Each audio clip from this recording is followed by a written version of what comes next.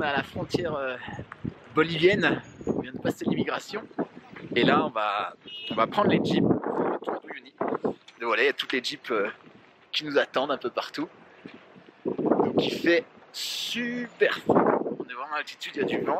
Et à mon avis, ça va être compliqué la première nuit. En altitude, tu vas faire. Ça va être difficile. Mais on va le prévenir. Allez. Bon voilà, à peine arrivé du côté bolivien, il y a un renard qui vient nous rendre visite. Il y a les mouettes qui traînent et je pense qu'ils cherchent un peu de nourriture. Car derrière moi, elle s'appelle la Laguna Blanca parce qu'elle est blanche. À cause du borax aussi, c'est ce que j'expliquais déjà sur l'épisode. Voilà, elle est encore un peu gelée. Voilà, on a 7 points à faire aujourd'hui, donc pas mal de lagunas, des geysers, plein de trucs. On va aller voir tout ça. On a un autre point de vue ici, elle se jette dans la Laguna Verde qui est sur la droite. Et du coup les couleurs sont un peu différentes parce que les minéraux sont différents. Il y a notamment de l'arsenic, toujours du borax, du cuivre également. Et là dans le fond on a le volcan Licancabur. Donc qui fait la jonction avec le Chili notamment.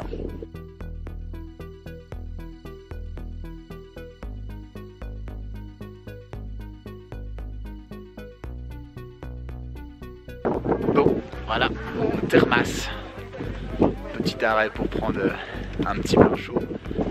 Avec un paysage super sympa. Bon, et puis si vous voulez prendre un bain de boue, c'est l'occasion, hein.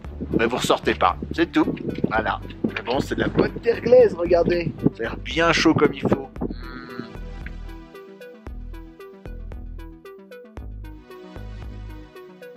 Donc là, on est au niveau de la Laguna Colorada ou Laguna Roja. Donc alors, maintenant la question, pourquoi les flamants roses sont roses, n'est-ce pas? En fait, c'est parce que la lagune là, elle contient énormément de micro-organismes qui la colorent en rouge. Et donc les flamants roses, ils se nourrissent de ça. Et c'est ce qui fait la coloration de leurs plumes. Alors comment ils se nourrissent? Donc en fait, avec leurs pattes, ils vont remuer le sol. Et ça va faire remonter les micro-organismes. Et ils vont tourner autour avec leur bec dans l'eau pour les manger. Et il faut savoir qu'un flamant rose, ça mange pendant 14 heures dans la journée. Parce que c'est tout petit, donc ils ont besoin d'énormément manger. Et voilà, là on a quelques flamants roses. Il y en a qui sont plus clairs que d'autres. Parce qu'ils n'ont pas encore assez mangé de micro-organismes. Il y en a qui sont avec la queue rouge vif par contre. Donc voilà, c'est des oiseaux migrateurs et il y en a plus en été. Donc pour l'hiver, ils bougent dans les endroits un peu moins froids en tout cas.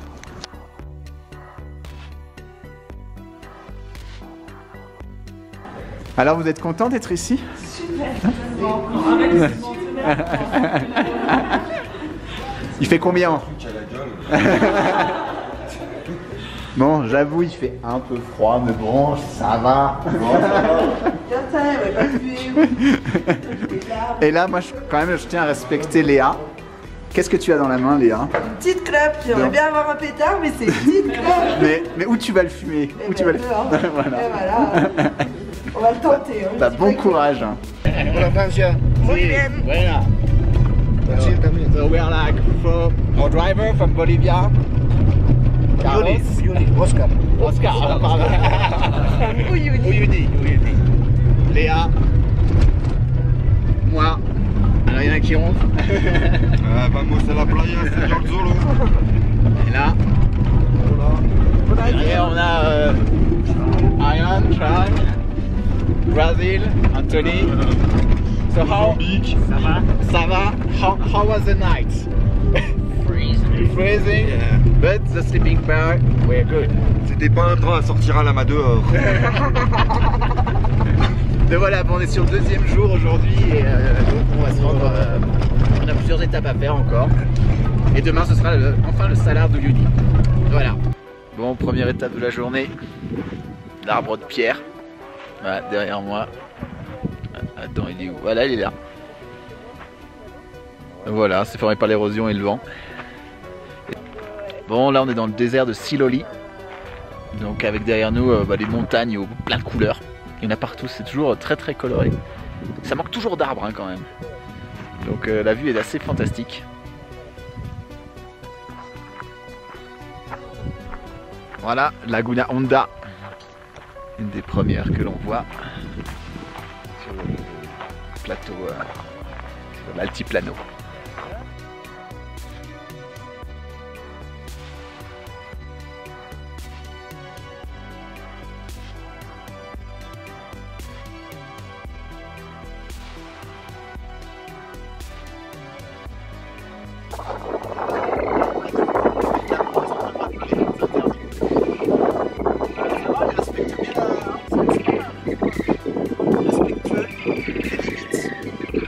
Ah non, il y a un contrebandier là.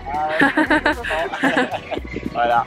Allez, encore une dernière lagune avant le déjeuner. Donc c'est la Laguna Cañapa, avec derrière des volcans et encore des flamants roses. Elle a une couleur un peu plus verte sur le fond, donc ça change un peu des autres.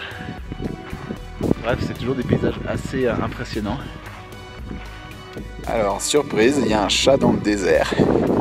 Ah oui, on ne sait pas ce qu'il fait ici. Mais voilà, donc il cherche un peu d'ombre. Il est en train de chasser le flamand, je pense. Bon, encore un nouvel arrêt, on est dans la vallée des rochers. Voilà, nom très original, Valle de las Rocas. Voilà, on est entouré de pierres rocheuses qui ont été formées par la lave qui a rencontré l'eau il y a quelques centaines de milliers d'années. Puis là, on a notre copain qui fait le con derrière. Il est où? Voilà. Vas-y, fais le con! Agite tes bras! Voilà!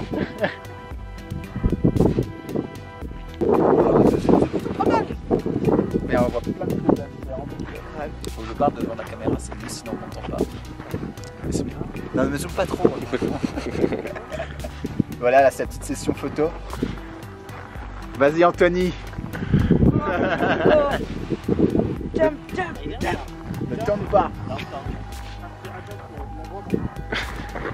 Ah si, et là on a la petite...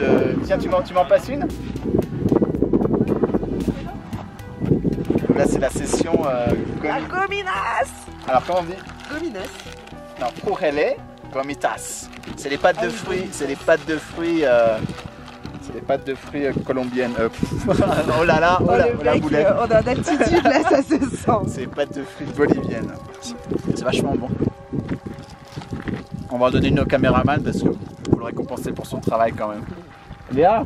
Non, je veux pas. Non, on veut pas? Régime. Régime. Ok, merci caméraman. De rien. Allez, ciao. Ciao. Bon, voilà, dernière étape de la journée, on est arrivé à l'hôtel de sel. Donc c'est un hôtel qui est fait en briques de sel. Et c'est... Tiens, j'ai des copains qui viennent me voir.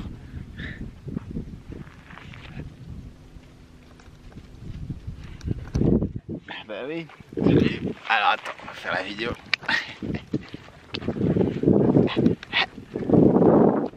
C'est mal parti pour mon interview. Ils sont derrière. On est donc à l'hôtel de sel, donc c'est un hôtel qui fait tout en sel. Et puis c'est la dernière étape avant le demain. On va attaquer le Salar de Uyuni. Donc là c'est le début du Salar derrière moi. Et donc on a même la lune qui est derrière, donc on a un super point de vue. Il est 5 h du matin, les voitures sont en train de se préparer pour partir dans le désert.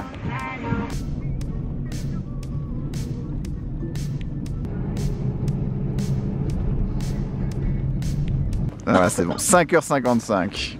Dans 15 minutes, on a le lever de soleil.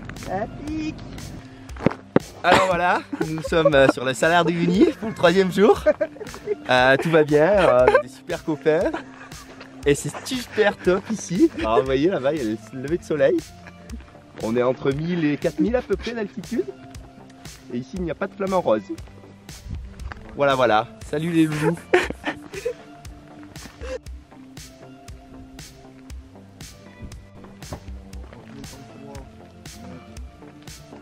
Plus loin, bien plus loin.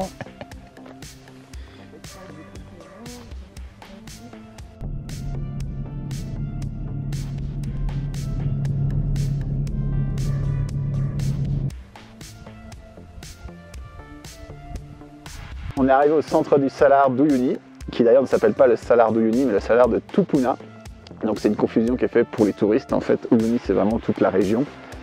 Et donc là, on est sur l'île de Inca Huasi, donc qui veut dire maison des Incas. Donc voilà, le Salar, il fait 12 000 m² de surface. Il y a 120 mètres de profondeur, dont 10 mètres d'épaisseur de sel. Donc on peut rouler dessus sans trop de problèmes. Derrière moi, il y a le volcan là.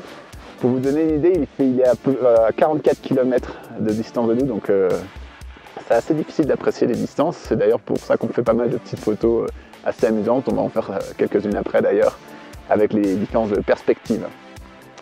Voilà, qu'est-ce qu'il y a à dire en plus? On est tous assez bluffés quand même par la grandeur et la surface du désert.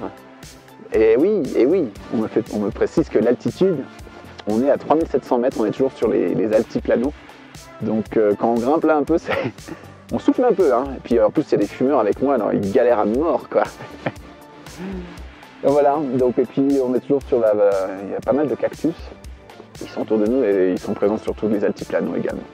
C'est le dernier jour et on est bien content de finir par le Salar parce qu'en termes de paysage, c'est assez ouf gueudin, comme on dit ici. Voilà. Les mots m'en tombent, je ne sais pas quoi dire de plus. Non mais voilà, c'était cool. Et en tout cas, puis en plus on est avec une bonne équipe de Français, un Brésilien, un Irlandais aussi, donc on sait qu'on s'amuse bien. Je pense qu'on va devoir boire un peu de cachaça quand même pour fêter tout ça. Et de la cerveza surtout, parce qu'on n'a pas eu beaucoup de bière. Hein. Mais bon, il faut mieux éviter en altitude, on est vite bourré. Ah, là on est au niveau du monument qui a été érigé pour le Dakar 2016 qui est passé à Uyuni. Voilà, donc on fait de tout. Hein. Le Dakar maintenant il est plus en Afrique, hein, c'est un peu trop dangereux là-bas. Donc ça se fait en Amérique du Sud par exemple. Bon, là on fait encore un arrêt. On fait beaucoup, on est à Colchani, c'est un petit village qui est à la sortie du désert de sel. Bon, c'est clairement la trappe touriste en fait. Il y a toutes les jeeps qui s'arrêtent ici et il y a tous les petits magasins qui vendent des babioles, des vêtements. Ça doit pas être très très cher et bon, je comprends en même temps qu'on fasse profiter un peu le village de notre manne vie financière. Hein? Qu'est-ce? Ah, attends, on a un plat local là, ça s'appelle comment? What is the name? Lama. Lama. Ah, ok. Ok, let's try it. Okay. Alors devant vous, j'essaie du lama. No, bueno. Ok, keep mine. Yeah. Voilà, bon, je viens de tester devant vous du lama. C'est bon. On va voir si je tombe malade après ou pas. Bon voilà, donc petit village qui doit vivre que du tourisme, surtout. On a bientôt fini le tour, hein, il nous reste encore le cimetière de train à faire, puis après on arrive à Uyuni. La dernière étape de la journée, on est un peu KO quand même. On est dans le cimetière de train à côté de Uyuni.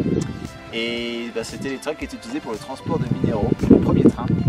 Et du coup ils n'ont pas su quoi en faire et tout autour c'est laissé à l'abandon. Voilà, c'est un peu bizarre d'arriver après le c'était vraiment joli, on arrive à Uyuni où tu vois pas mal de déchets. Il y avait un peu prévenu au niveau de la gestion des déchets en Bolivie, c'est pas top. Donc voilà, ça fait un peu fin de rêve du coup, mais bon, on a quand même passé 3 belles journées. En tout cas, merci à tous d'avoir suivi l'aventure d'Uyuni. Et puis on était avec une très bonne équipe, donc c'était ça le plus important je crois. On se souviendra en tout cas de la soirée à -5 degrés, hein. Certaines en tout cas. Allez, à plus.